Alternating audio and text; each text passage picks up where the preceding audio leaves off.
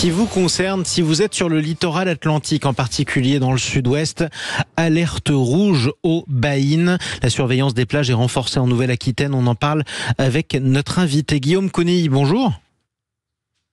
Bonjour. Soyez le bienvenu sur Sud Radio.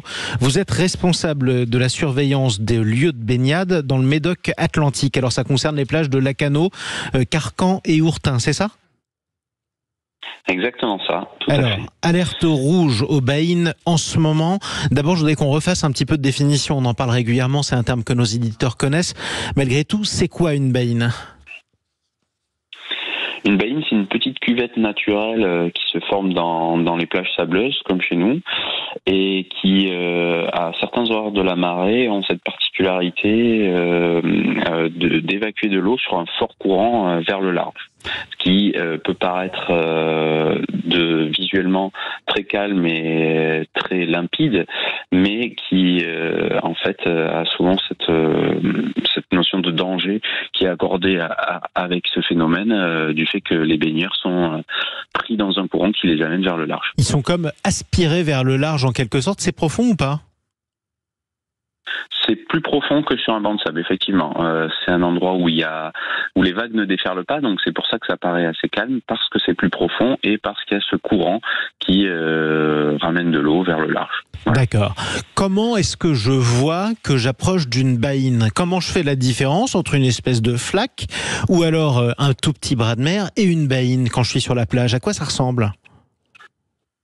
Alors, c'est très difficile si on n'a pas un œil avisé de repérer les baïnes selon les horaires de la marée. À marée très basse, on les voit parce que elles sont très visibles. Il n'y a pas d'eau sur les bancs de sable, donc elles sont facilement visibles. Dès que la marée commence à remonter ou n'a pas fini de descendre, c'est extrêmement difficile à les repérer. Cependant, si vous êtes sur des plages surveillées, vous avez des panneaux d'information qui signalent ces baïnes et ce danger de courant qui est associé. Et vous avez aussi les MNS qui sont présents sur le littoral, qui sont là pour vous renseigner. Il ne faut pas hésiter à aller à leur rencontre. Ils pourront vous guider sur les meilleures options pour se baigner ou pratiquer votre activité de glisse. MNS, à savoir maître nageur sauveteur, je présume. Concrètement, une fois que je suis sur place, qu'est-ce que je dois faire ? Vous m'avez dit, j'ai un gros risque de baïne. C'est marqué à peu près partout. Vous m'avez aussi dit que c'était difficile de les repérer. Ça veut dire que j'adopte quelle attitude ? L'attitude à adopter, c'est toujours la même, c'est de venir se baigner dans les zones de baignade surveillées pendant les horaires de surveillance. Vous avez de l'affichage aux accès de chaque plage et les zones de baignade surveillées sont matérialisées par des drapeaux rouges et jaunes, avec souvent une chaise haute associée où vous avez les sauveteurs dessus. Voilà, ça c'est le bon réflexe parce que cette zone de baignade surveillée, elle sera sur l'endroit le moins dangereux de la plage et en plus ce sera l'endroit le plus surveillé puisqu'il y aura en permanence des sauveteurs pour vous surveiller. Alors l'an dernier, en 2023, 14 personnes sont décédées à cause de ces baïnes. C'est malheureusement un nombre de victimes qui ne baisse pas vraiment chaque année ? C'est aléatoire en fait, parce que il y a toujours malheureusement des noyades liées au courant de baïne. Et ces 14 personnes que vous avez citées, elles se sont baignées en dehors des horaires de surveillance ou en dehors des périodes de surveillance.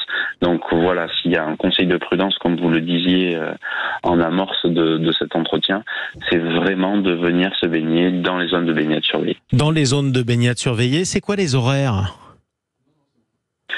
Globalement, chaque commune peut faire un peu ce qu'elle souhaite. Nous, sur nos communes, c'est 11h, 19h. Et voilà, c'est une amplitude de 8h entre 11h le matin et 19h le soir. En gros, c'est quand il y a pas mal de soleil. Alors, ce qui est peut-être une bonne nouvelle, pas pour les vacanciers, mais au moins pour ceux qui pourraient prendre des risques, c'est que le soleil n'est pas toujours au rendez-vous, je crois, sur le littoral du Médoc en ce moment. Ça va mieux. On a connu un début de saison un peu difficile, mais là, comme tout le monde, on a eu un épisode caniculaire et on a un peu de soleil qui fait du bien et ça fait plaisir à tout le monde. Alors, raison de plus pour appeler les gens à la prudence. Je l'ai dit, il y a une vigilance très particulière, très renforcée pour les baïnes ce week-end, en tout cas pendant les jours qui viennent. C'est dû à quoi ? Qu'est-ce qui fait que c'est plus dangereux en ce moment que d'habitude ? Ça, c'est une très bonne question. Globalement, ce qu'il faut se dire, c'est qu'il faut être prudent tout le temps quand on vient se baigner à l'océan lié à ce phénomène, mais on sait qu'on a des journées un peu plus à risque que d'autres. ce niveau de risque, il est évalué sur l'effet cumulatif de plusieurs facteurs. La taille des vagues. On sait que si on a des grosses vagues, on va avoir des courants plus importants.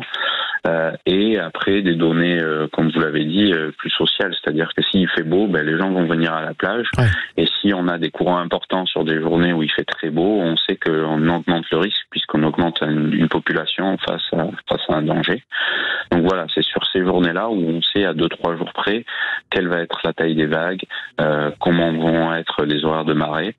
Et s'il fait très beau, très chaud, on se dit que là, il faut accentuer notre communication sur de la prévention parce que on va avoir une journée à risque élevé en ce qui concerne la baignade. Raison pour laquelle vous avez courageusement décidé de vous réveiller à 7h un jeudi 15 août pour être sur Sud Radio et nous appeler à la prudence. On vous en remercie à nouveau. D'ailleurs, Guillaume Conille, responsable des lieux de surveillance de baignade Médoc Atlantique.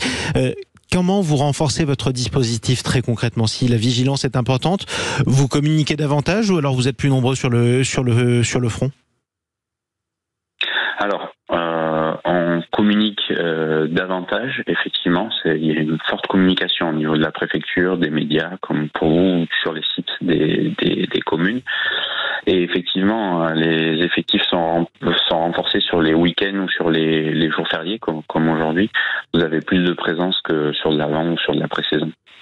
Effectivement. Vous êtes combien en tout sur les 3 plages dont on parlait, enfin les 3 villes dont on parlait? Sur les 3 communes, le nombre de sauveteurs est un effectif alors il y a des baignades océanes et lacustres. On a aussi des lacs sur le littoral médocain qui sont surveillés. Il y a 100 sauveteurs à peu près pour 16 zones de baignade surveillées. C'est ça. On sait à peu près combien il y a de baigneurs ou pas? J'imagine que vous l'estimez, surtout à une période pareille.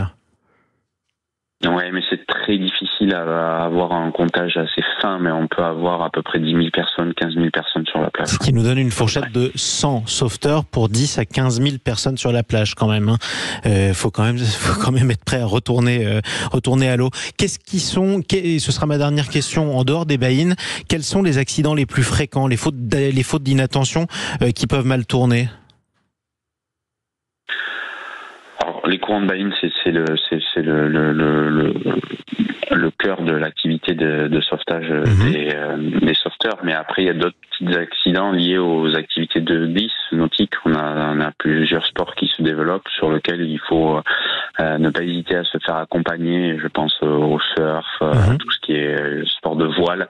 Ne pas hésiter à vous faire accompagner par des écoles ou des clubs associés à ces disciplines qui vous aideront à évoluer dans cette pratique. Merci beaucoup pour cet éclairage et bon courage en tout cas à vous comme à vos équipes. Guillaume Conille, responsable surveillance des lieux de baignade Médoc Atlantique, c'est Lacanau, Carcan et Ourtin. Il est 7h15 sur Sud Radio.